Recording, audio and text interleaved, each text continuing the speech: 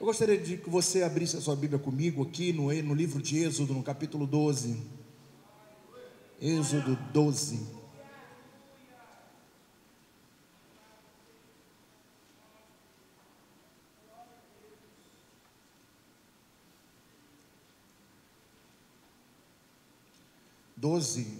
Capítulo 40, versículo 40.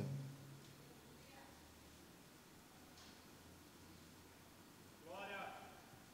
12:40.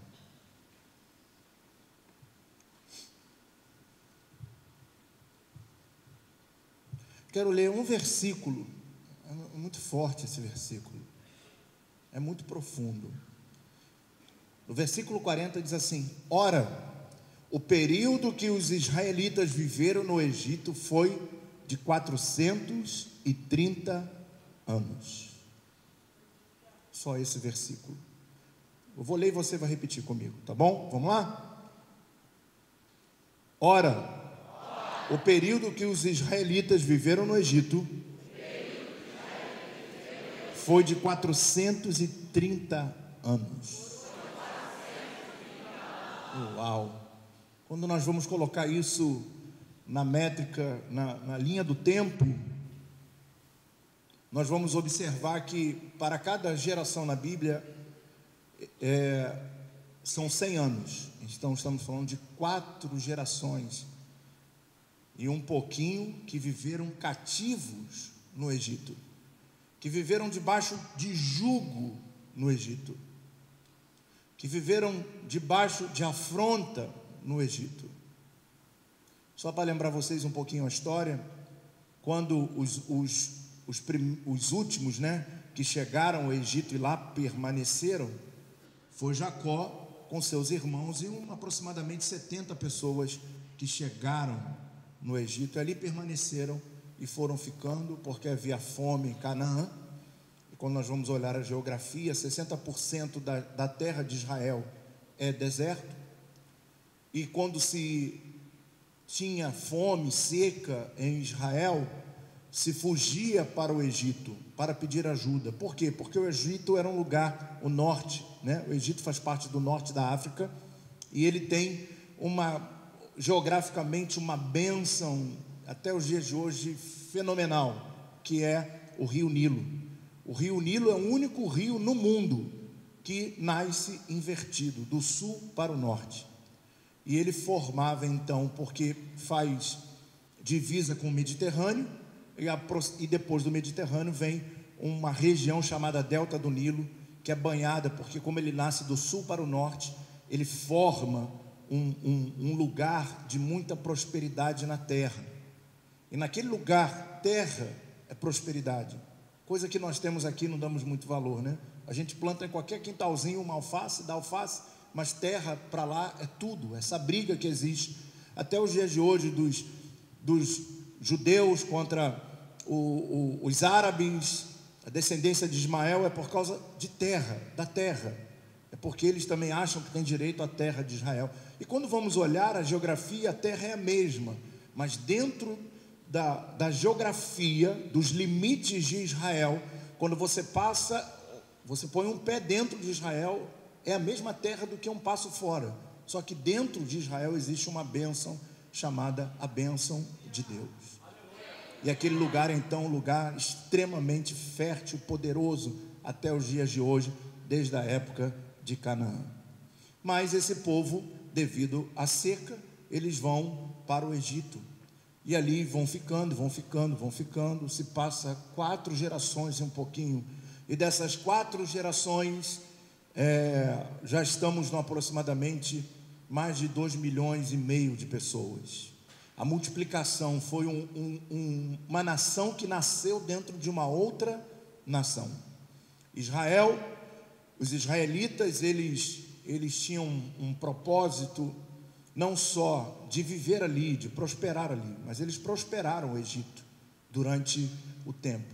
Isso é tão notório que quando vamos estudar a história bíblica em si, a história bíblica, nós vamos estudar um pouquinho sobre a Mesopotâmia, nós vamos entender que o Egito, ele nunca mais foi a mesma coisa depois que os israelitas saíram de lá em direção à terra prometida. Nunca mais foram, oi Bruno, bom meu amigo, nunca mais foram a mesma terra, nunca mais foram o mesmo povo. A geografia não mudou, as condições não mudaram, mas o que fazia aquela terra se tornar aquela terra é quem estava dentro da terra. Eu quero dizer uma coisa para você nessa noite: toda a terra é igual até quando a gente pisa nela. A bênção de Deus, quando ela está sobre a vida do homem, não sobre o lugar, não sobre onde a casa que ele mora, ou o imóvel que ele mora. Onde ele morar vai prosperar, aonde ele pisar vai acontecer, porque a bênção de Deus está sobre você, está sobre a sua vida, estava sobre o povo judeu e agora está sobre a igreja de Jesus Cristo. E você pode glorificar a Deus por isso. Você pode levantar a sua mão direita e dizer: a bênção de Deus está sobre a minha vida. E quando a bênção de Deus está sobre a minha vida, você pode estar no imóvel, no segundo andar, você pode estar na porta do local onde tem maior movimento, e onde você for vai prosperar.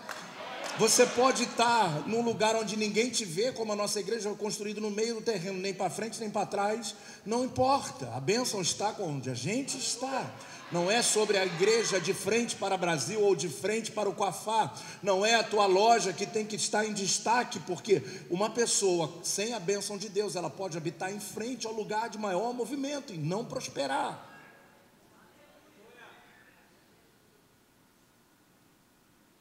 A bênção de Deus está sobre a nossa vida. Esse povo carregava uma promessa. Eram escravos, mas carregavam uma promessa. E essa promessa estava numa aliança de sangue. Essa aliança estava correndo pelas suas veias. Eles morriam, os filhos nasciam, os netos, os bisnetos, os tataranetos, porque 4 gerações, e eles morriam, e os que nasciam iam dando continuidade a uma aliança genética de sangue pelo qual Deus havia feito com Abraão, Isaque e Jacó. Então a questão, quando eles saem do Egito, o Egito morre, e o Egito hoje não tem nada.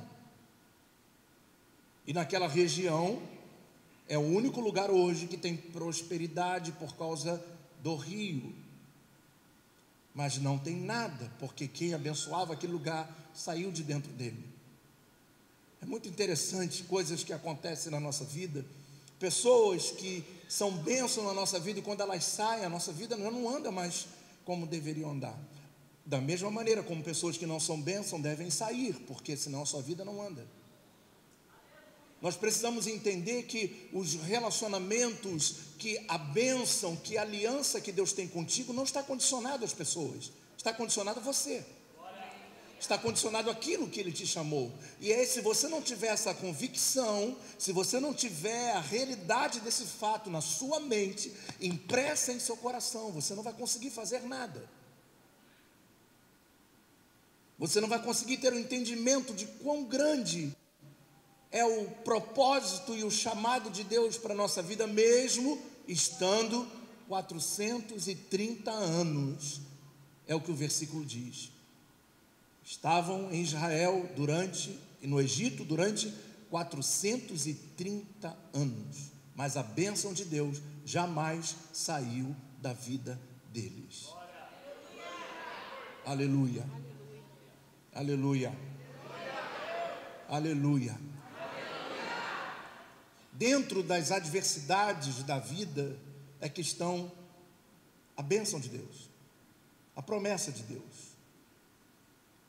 Faraó não sabia que todo aquele plano de José, eu não sei se você sabe, ou já te contaram, ou você já aprendeu em algum lugar, estudando as escrituras sagradas, mas para que José um dia se tornasse governador, porque o sistema de governo do Egito era dinastia, e dinastia é uma coisa bem complexa, bem fechada, somente para o povo deles. E Faraó, para que consagrar e colocar José para se tornar governador do Egito, quer dizer, um hebreu para se tornar líder dos egípcios, em pleno momento de cativeiro, que coisa louca. A gente não para pensar nessa história, mas quando José é levantado a governador no Egito, o Egito depois, aquele povo depois se tornam escravos dos egípcios. Então o cara governou num lugar sobre o seu povo debaixo de jugo. É muito lindo falar de José, mas nós precisamos olhar a história. E é muito interessante quando nós vamos observar que naquele momento em que Faraó deseja, porque ele era a autoridade máxima, uma dinastia, uma autoridade máxima, não tem como explicar aqui, nem quero fazer isso hoje, porque é a mensagem que vai levar para outro lado, mas era o cara que decidia tudo, e ele que decidia, mas para que pudesse entrar José, teve que fazer uma emenda na sua constituição da época. Isso existe até os dias de hoje no Egito. Então mudaram um sistema de governo para que um homem pudesse entrar lá. E mesmo que na ideia era de nós sempre conectamos a nossa vida com o tempo, com o nosso tempo, com os nossos momentos. E se nós não pararmos de fazer isso, nós não vamos entender os tempos. Nós não vamos entender os momentos da vida. Nós vamos nos perder por algum momento se não entendermos como Deus trabalha no seu tempo, como Deus trabalha com os seus propósitos. Ele não perde o controle de nada, a gente sabe disso, mas é difícil entender isso quando estamos diante das adversidades, estamos diante dos tempos maus, dos dias maus. Essa é a grande realidade de todos nós que estamos aqui. E é interessante observar que quando na cabeça era José se levantou, agora vai começar um processo, o José está no governo, daqui a pouco a gente está sendo, e não era isso. A Bíblia diz, ora, o povo de Israel ficou 430 anos na terra do Egito. José não foi o libertador, mas ele deixou uma semente. Aleluia. Eu quero que você entenda que quando ele entra num governo opressor, quando ele entra debaixo de um governo autoritário, quando ele entra debaixo para jogar, ele nunca foi contra, ele sempre fazia, e o seu governo não foi para os hebreus, foi para os egípcios. Ele não governou o povo hebreu. As únicas pessoas que ele aceita lá é o seu pai, seus irmãos, e aquele meia dúzia de gente foi para lá. Até então ele não governava a favor dos hebreus, ele governava o governo do Egito. Só que ele tinha uma bênção, e quando ele entra no Egito, ele lança duas sementes. É forte essa noite. Ele lança duas sementes, um para o Egito e um para os hebreus. O do Egito era momentâneo. A semente do Egito era para aquele momento. Por quê? O que os judeus faziam no Egito quando estavam lá 430 anos? Eles trabalhavam muito e faziam duas coisas que eram principais, ok? Que eram tijolos e agricultura. Trabalhavam com a terra de duas maneiras. Porque o povo que carrega a promessa, ele entende, e o seu trabalho é só com a terra. Porque ele só entende o que é sementes. Mesmo escravos, eles trabalhavam com aquilo que eles mais sabiam fazer: semear. E a bênção de José naquele governo era fazer com que o Egito se tornasse a maior potência do mundo antigo. Mas isso era momentâneo, isso tinha um tempo, um término. Quando os hebreus saem, a bênção que estava sobre os hebreus sai com eles. E a bênção que estava sobre os hebreus faz com que um mar vermelho se abrisse.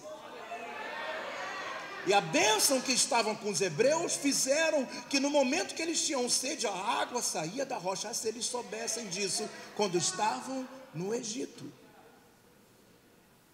Então tudo que acontecia de bom no Egito foi semente de José. Mas José deixa uma semente, deveria de ter uma semente para os hebreus, que é a semente daquilo que não é momentâneo, mas daquilo que seria eterno, daquilo que seria perpetualizado, daquilo que seria colocado como um memorial, daquilo que um dia seria um sacramento para a igreja, daquilo que seria uma bênção que não aconteceria só sobre nós, mas sobre a nossa descendência, sobre os nossos familiares, sobre os nossos filhos, os filhos dos nossos filhos. Estava vendo ele tocar a bateria, fiquei encantado. Falei, uau, vai tocar no meu lugar.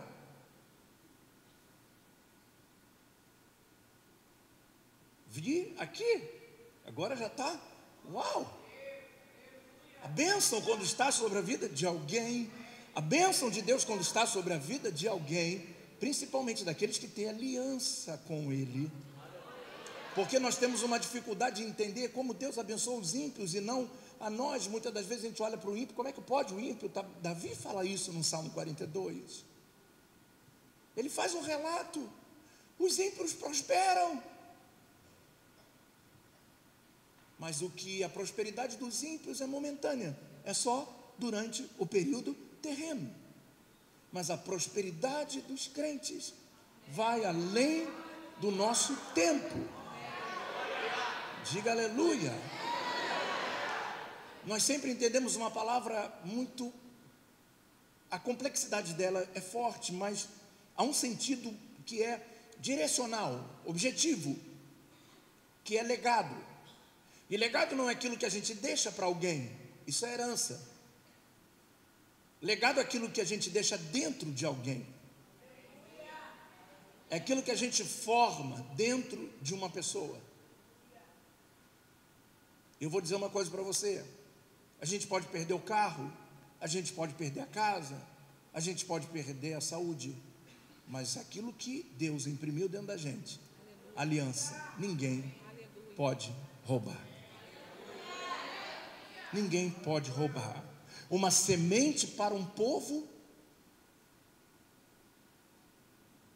momentânea e uma semente para os hebreus eterna. Louvado seja o nosso Senhor por isso.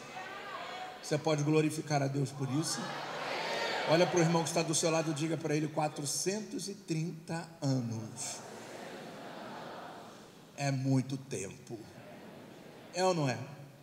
Agora faz uma perguntinha básica para ele: quanto tempo você está esperando?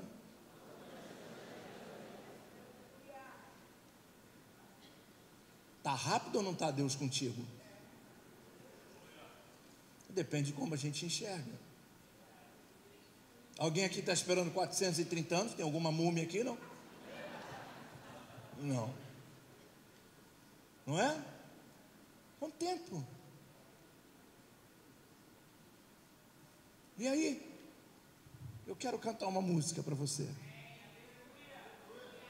Você vai me ajudar, tá bom? Você vai me ajudar, que eu só sei o início dela. E vocês vão continuar. Todo mundo conhece essa música. Eu queria que você desse a mão para o seu irmão. Não parei de pregar, não. Eu só me veio aqui. Ardeu, queimou aqui agora. Pega a mão, dá uma apertadinha na mão, sem machucar ele. E diz assim para ele: tá chorando porque se você tem um Deus que cuida de você, oh,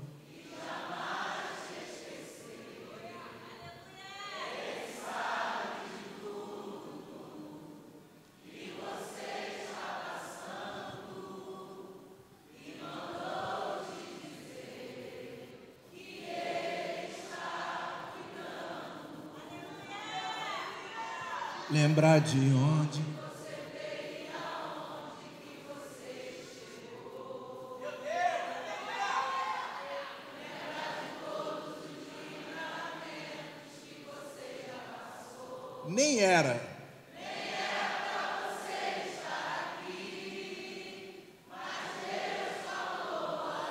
Diga para ele, diga para ele. Vou levantar.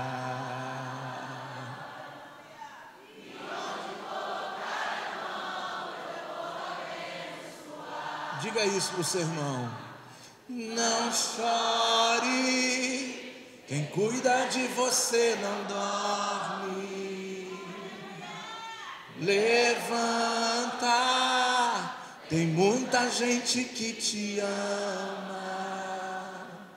Deus mandou te dizer que vai acontecer. Deus mandou te falar que tudo vai passar. Deus mandou te dizer que vai acontecer. Deus mandou te falar que tudo vai passar. Aleluia. Aleluia. Aleluia. Aleluia. Eu quero levar você a entender que essa mesa que está diante de nós nessa noite,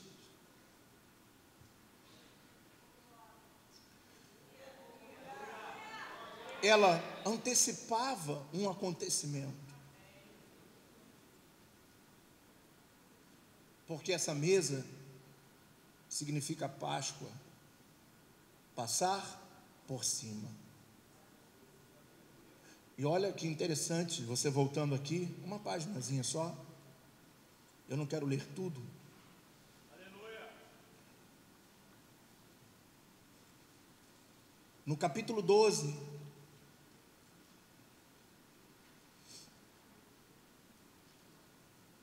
no versículo 17, diz assim: celebrem a festa dos pães sem fermento, porque foi nesse mesmo dia que eu tirei os exércitos de vocês do Egito.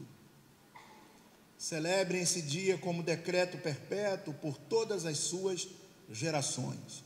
No primeiro mês comam pão sem fermento, desde o entardecer do 14º dia até o entardecer do 21º. Durante 7 dias vocês não deverão ter fermento em casa. Quem comer qualquer coisa fermentada será eliminado da comunidade de Israel. Seja estrangeiro, seja natural da terra. Não comam nada fermentado. Onde quer que vocês morarem, comam apenas pão sem fermento. Então Moisés convocou todas as autoridades de Israel e lhe disse: escolham um cordeiro e um cabrito para cada família, sacrifiquem-no para celebrar a Páscoa.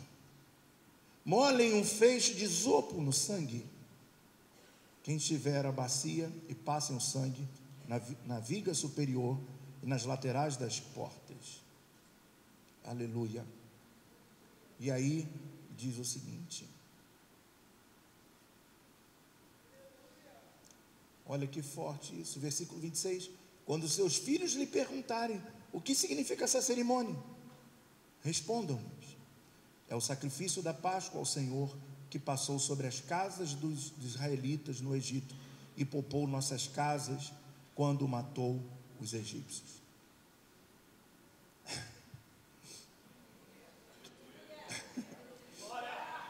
Ei, eles nem tinham saído e Deus já tinha dito para eles que os egípcios iriam morrer. Estava escrito. Existem coisas que Deus falou, já está escrito, mas no decorrer da vida a gente não observa as coisas que foram faladas. Por isso nós ficamos o tempo inteiro pedindo para Deus repetir aquilo que Ele já falou.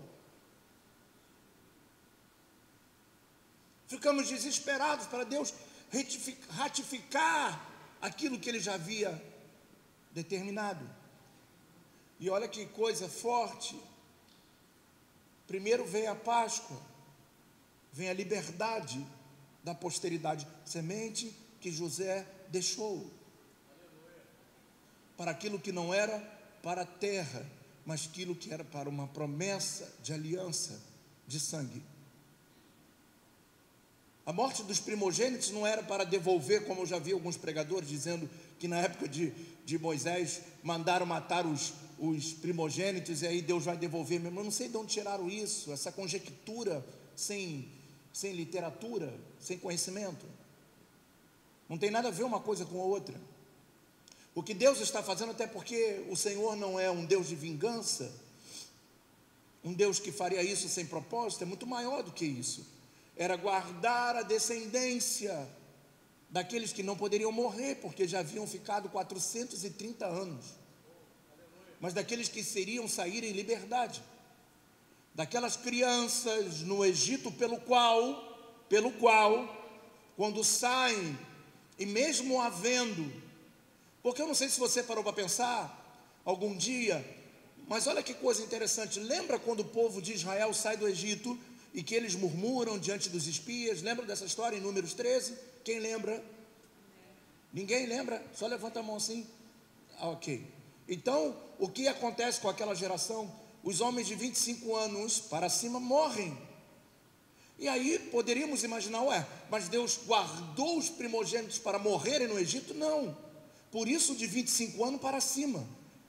Por isso não foi todos os homens e mulheres que morreram, porque aqueles que haviam sido marcadas, aleluia, os primogênitos que haviam sido salvos dentro das casas, quando saem, eles não podem morrer no deserto. Por isso Deus fala de 25 anos para cima, porque esses aqui foram guardados pelo sangue. Na lava chorando e cai.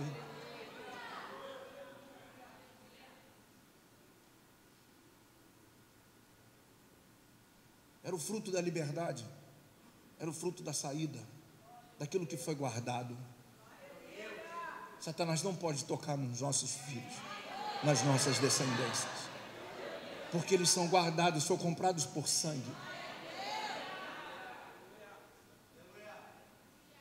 Deus marca aquela geração e depois diz: agora vocês podem sair. Eles não poderiam sair sem que fossem marcados pela Páscoa.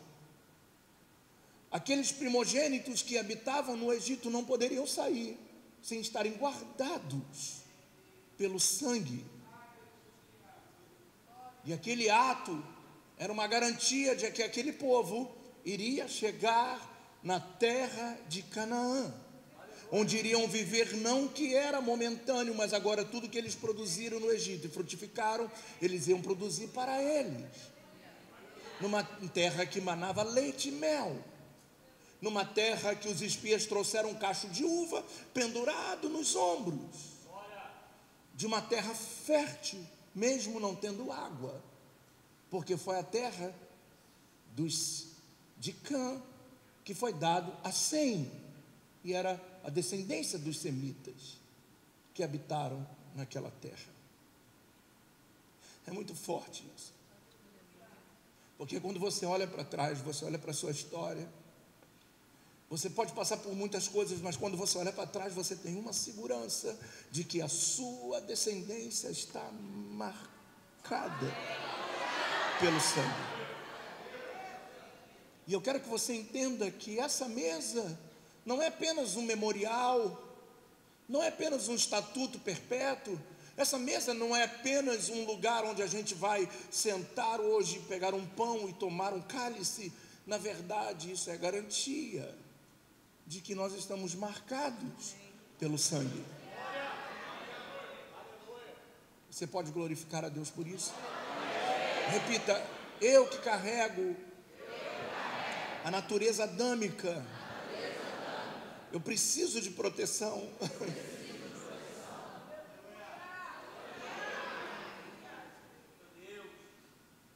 Mas agora eu quero contar uma outra história para você entender a complexidade dessa mensagem.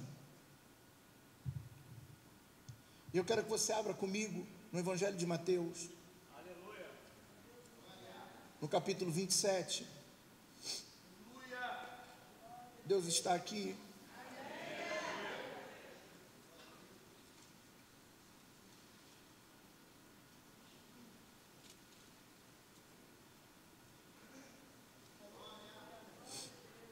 Aleluia.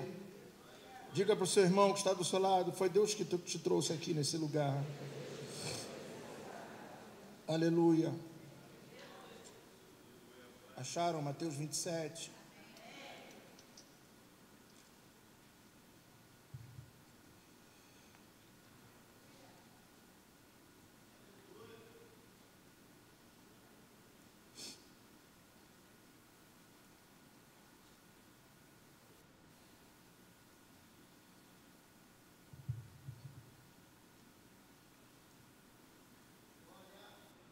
Mateus 27, versículo 46.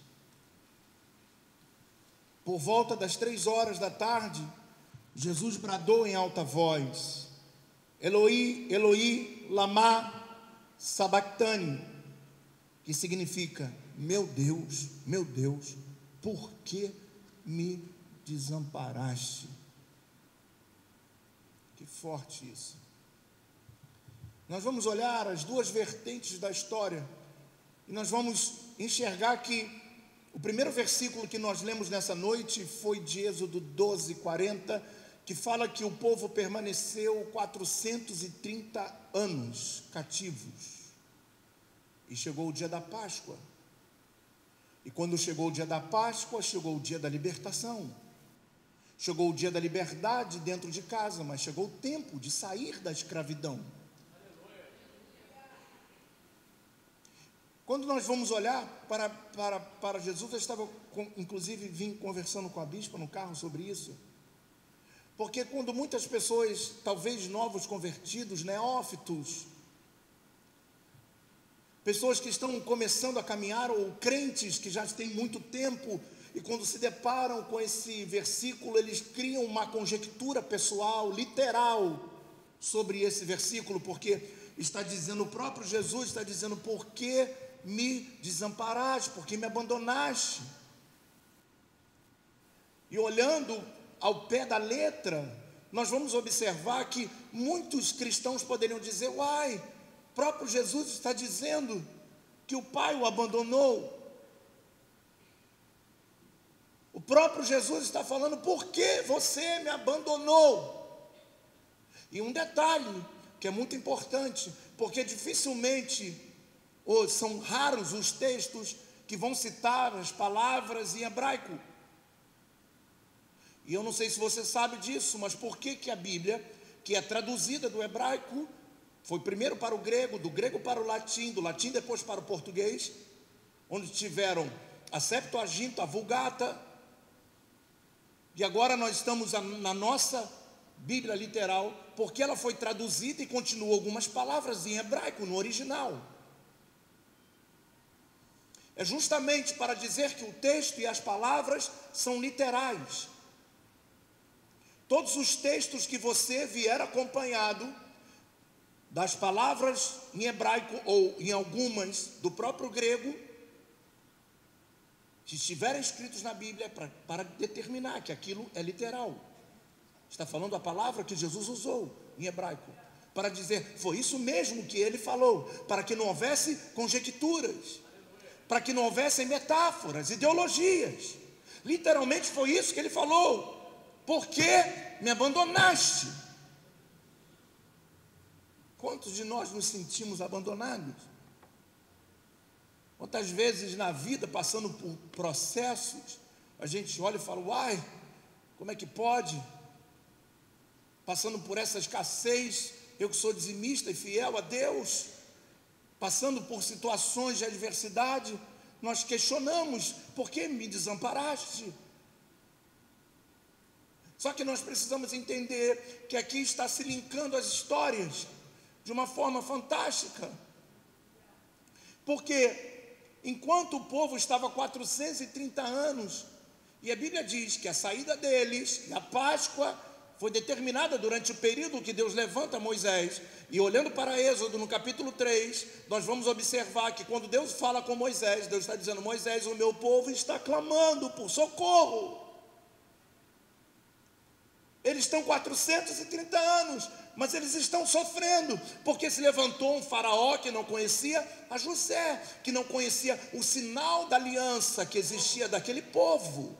mesmo sendo cativos, escravos. E quando nós estamos passando por adversidades, nós esquecemos de um detalhe, que apesar de nos sentirmos desamparados, nós carregamos dentro de nós o sinal de uma aliança. Nós carregamos dentro de nós a marca do sangue do Cordeiro, a marca de uma promessa, a marca de uma promessa. E aí nós podemos dizer então, está chorando por quê?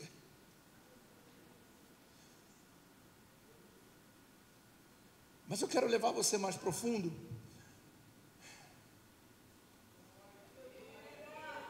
A você entender que quando Jesus está falando isso, Deus não responde.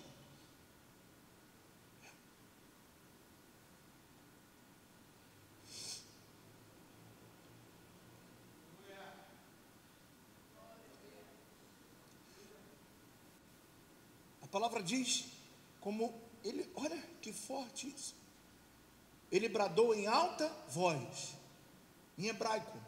Olha que o texto posterior diz: quando alguns dos que estavam ali ouviram isso, disseram, ele está chamando Elias. Eles não entenderam. Deus não permitiu aqueles que não estavam no mesmo patamar dele entendessem o que só Deus poderia entender. Eles estão lá abaixo, está chamando Elias, mas foi claro, ele está gritando. Não tinham como as pessoas ouvir, está gritando na língua delas. Elas estão, pai, por que me abandonaste? E lá embaixo o pessoal está dizendo, ele está chamando Elias. Porque Deus não vai deixar que os teus inimigos ouçam os teus lamentos.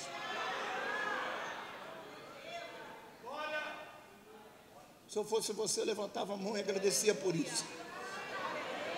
Agradecia muito por isso. Deus não vai permitir que pai, o teu pai, os dias de pai, estou me sentindo sozinho. Eles não vão entender, eles não vão conseguir entender. Porque eles não têm que entender aquilo que só você e eles sabem. Eles não vão conseguir compreender. Porque eles vão te julgar como fracos. E olha que interessante. Aquele povo, a condição e a Páscoa foi instituída para sair da terra. Repitam comigo, por favor, que eu quero que vocês compreendam essa mensagem. Diga, o povo de Israel, pede socorro para sair da terra. Mas Deus não só os tira da terra, como os marca com sangue, para que a sua descendência, para que os primogênitos, para que as crianças saíssem em segurança. Deus estava dizendo para eles, ou se Deus estava fazendo e dizendo para eles, conjecturando para que você possa entender o seguinte: eu vou tirar vocês daqui, mas vocês vão sair daqui, não só para sair daqui, mas vocês vão ter a certeza que como vocês passaram 4 gerações aqui, como a geração dos primogênitos estão sendo guardados, vocês vão passar por todas as suas gerações na terra de Canaã.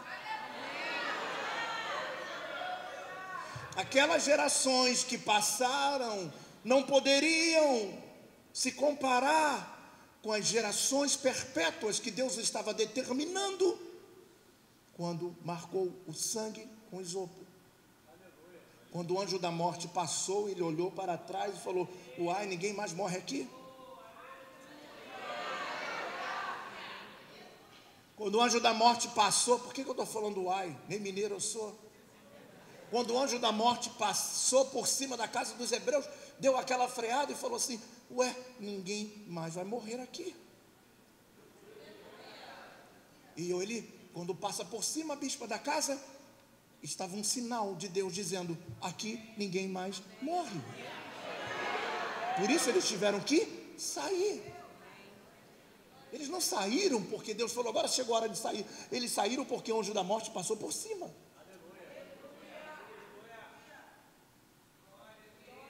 E se o anjo da morte passa por cima e ninguém mais pode morrer naquele lugar, significa que as gerações que carregam a promessa iriam peregrinar até a terra que Deus deu aos seus pais. Aleluia.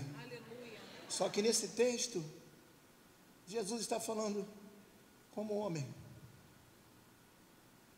Ele não tinha pecado, ele não carregava a minha natureza, mas ele precisava morrer. Sabe para quê?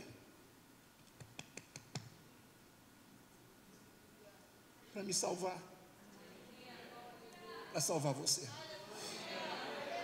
porque dele sairia o sangue da expiação, o mesmo sangue do cordeiro que foi morto no Egito, mas agora ele sendo o próprio Cordeiro de Deus, que tira o pecado do mundo. E olha que interessante, que ele diz: Pai, por que me abandonaste? E quando nós vamos para o literal, nós vamos andar nessa mesma conjectura, só que por que Deus não responde? E eu queria que você fizesse essa pergunta para mim, bispo, apóstolo, por que Deus não o respondeu? Vamos reformular? Porque ficou meio desengonçado. Você vai falar assim: apóstolo, por que Deus não respondeu Jesus, o seu filho, e respondeu aos hebreus no Egito?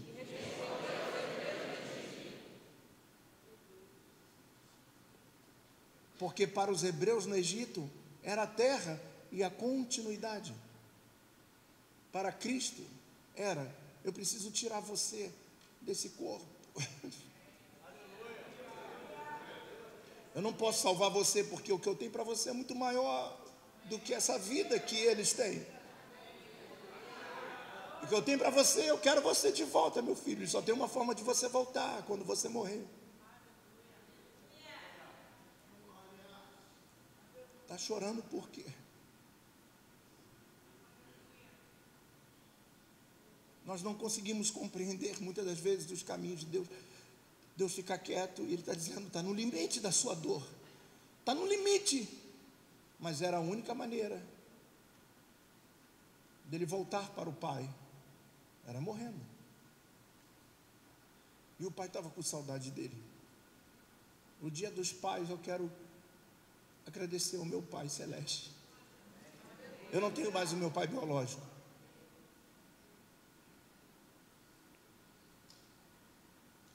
Agradecer ao meu Pai Celestial, que me amou de uma maneira tão sensacional, e que me deu uns filhos,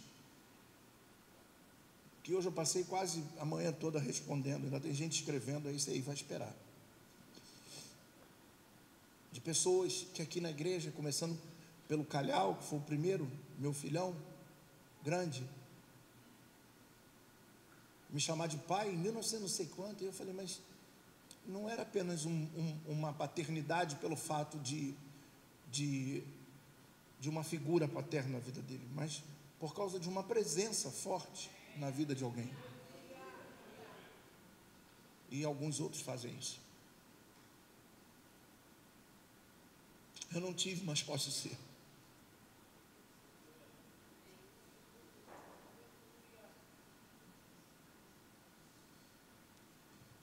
Olha que forte isso.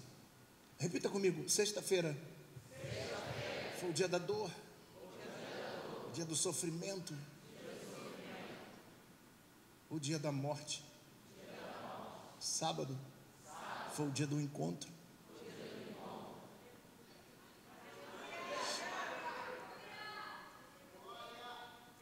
E domingo foi o dia da ressurreição.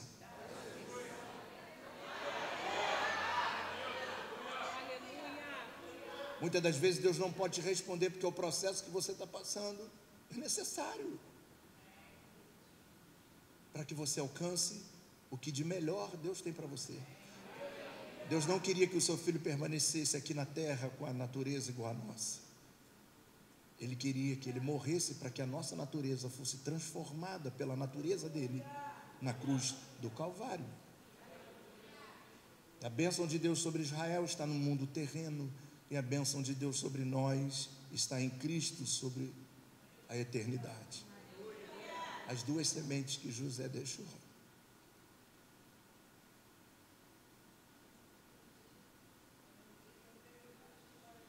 de um homem que era conhecido pelos seus irmãos apenas como lá vai um sonhador.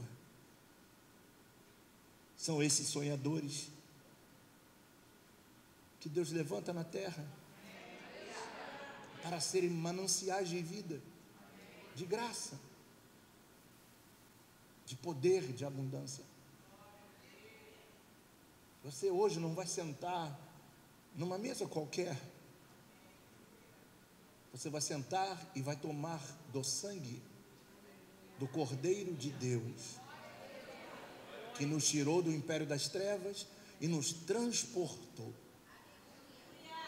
Sabe o que é transportar? Nos pegou, porque a gente não sabia o caminho. Ninguém sabe o caminho. E Ele pegou e nos transportou para o reino do Filho do seu amor. Assim diz o apóstolo Paulo em Colossenses 1,13. Nos transportou. Sabe o que é isso? Pegou o cuidado, por graça. O que eu fiz para Deus que merecesse estar aqui? O que eu fiz para Deus que pudesse, diante de tudo o que eu fiz, pudesse ter o direito de sentar à mesa, como os hebreus também não tinham, e Deus preparou um cordeiro. Eu quero dizer para você o seguinte, eu quero terminar essa mensagem dizendo para você que todo sacrifício antecede algo novo. Todo momento da expiação representava algo novo. Repita comigo, quando Jesus morreu, não foi a derrota do céu, foi a vitória do céu.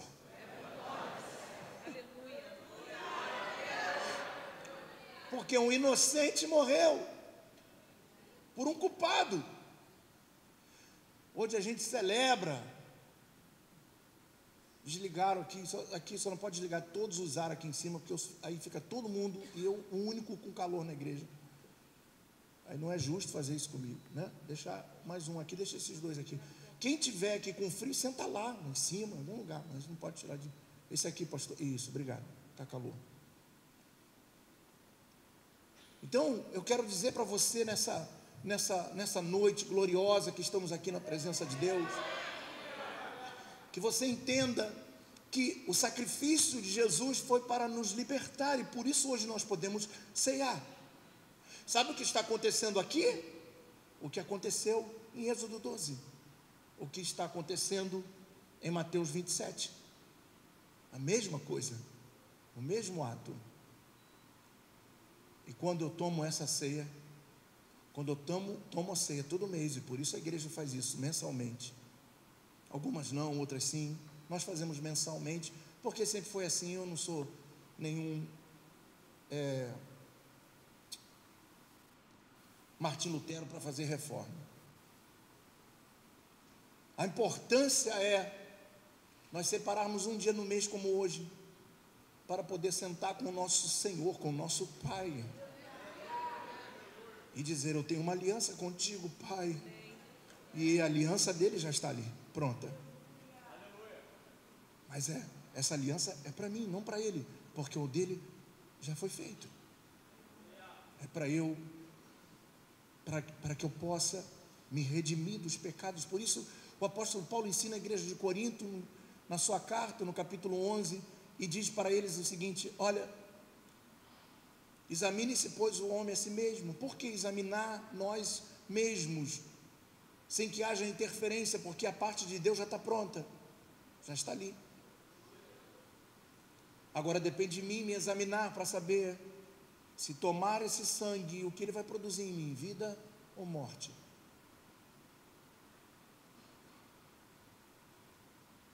Se ele vai produzir em mim mais um mês de vida com ele. E hoje, quando eu acordei pela manhã, como eu sempre faço no domingo de ceia, de separar o meu dia para Deus, para buscar a Deus e honrá-lo com tudo que eu puder fazer.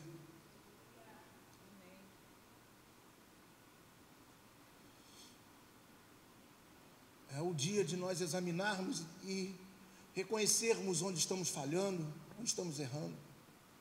E eu pude dizer para Deus: obrigado, são 37 anos na tua presença.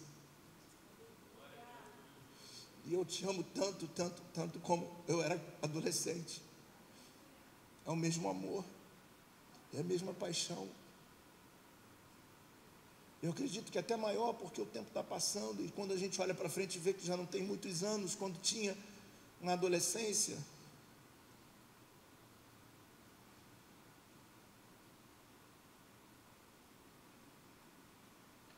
a mesa do amor, a mesa da graça, mas a mesa do compromisso,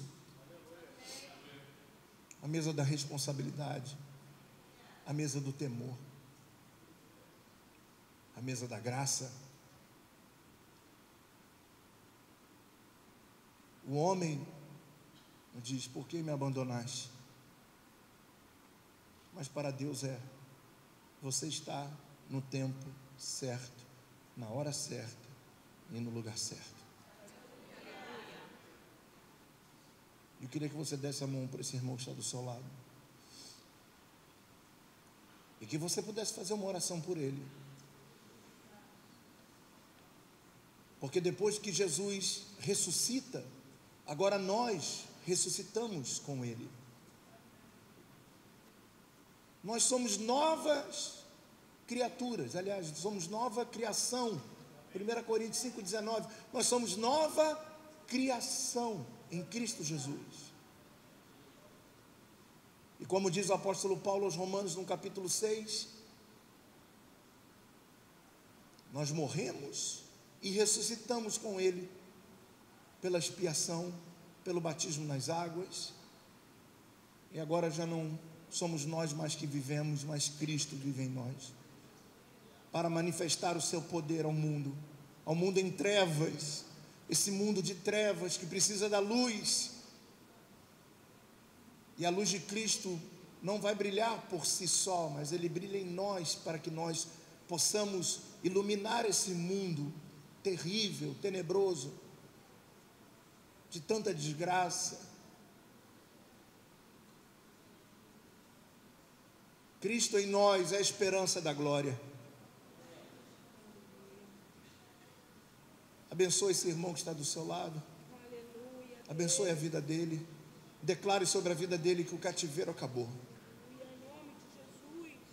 Porque estamos diante da mesa da liberdade, da mesa da vitória, da mesa dos que são livres, da mesa daqueles que foram alcançados, da mesa daqueles que foram espiados, da mesa daqueles que foram restaurados, daqueles que foram perdoados, daqueles que nasceram de novo, da água e do Espírito. Obrigado, Senhor. Obrigado, Deus. Obrigado, Deus. Obrigado, Deus. Obrigado, Deus. Não chores, quem cuida de você não dorme, não. Levanta.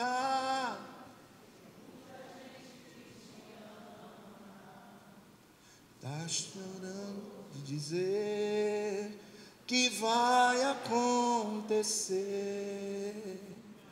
Deus mandou te falar que tudo vai passar. Não chores, quem cuida de você não dorme, não. Levanta, tem muita gente que te ama. Deus mandou te dizer que vai acontecer. Deus mandou te falar que tudo vai passar.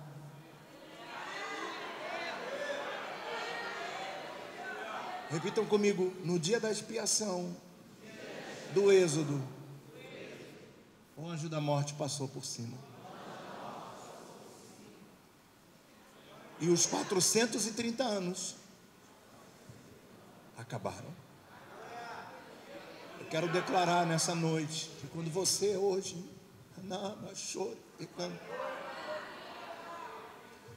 o profeta Isaías profetizou que ele levou sobre si as nossas dores, ele levou sobre si os nossos fracassos, ele levou sobre si os nossos lamentos, ele levou sobre si a nossa ansiedade, ele levou sobre si as nossas doenças psicossomáticas, ele levou sobre si as nossas maldições. Eu quero declarar nessa noite que quando você comer o pão, quem aqui estiver estéril, a madre vai se abrir. Porque você vai começar a entender agora por que Deus não respondeu. Porque o seu corpo, que vamos comer agora, pelas suas pisaduras, pelas suas dores, nós fomos sarados. Era um plano para mim e para você. Era um plano para a igreja. Se prepare, porque depois dessa ceia, os 430 anos de cativeiro vão terminar na sua vida. Se preparem para portas que Deus abriu. Se preparem para ciclos novos que Deus está instituindo nessa noite para você. Está instituindo para você. Está criando para você. Porque quando o anjo da morte passa por cima, significa que há uma continuidade de vida. E eu profetizo vida em abundância para cada um de nós que estamos aqui reunidos nessa noite. Vida em abundância. Vida em abundância. Deus mandou te dizer que vai acontecer.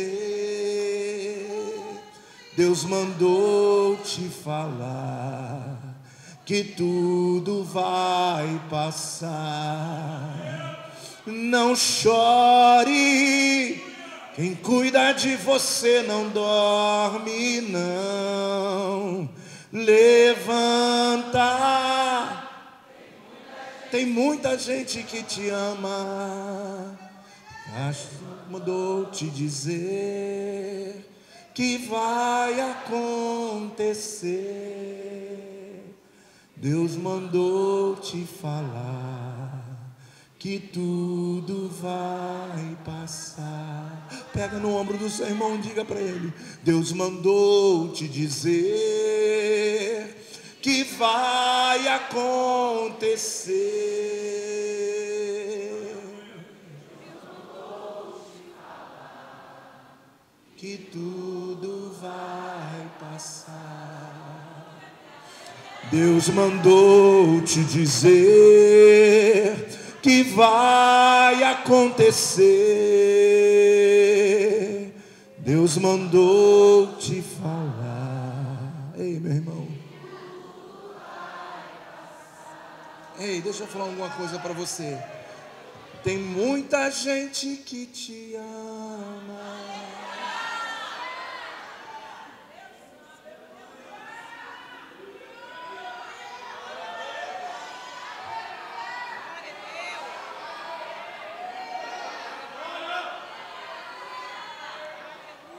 Deus mandou te dizer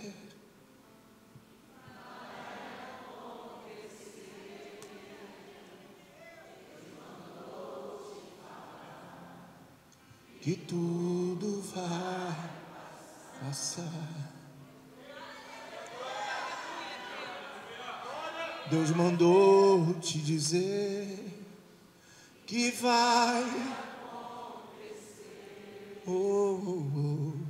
Deus mandou te falar que tudo vai passar. Vai passar, que tudo vai passar. Deus mandou te falar que tudo vai passar.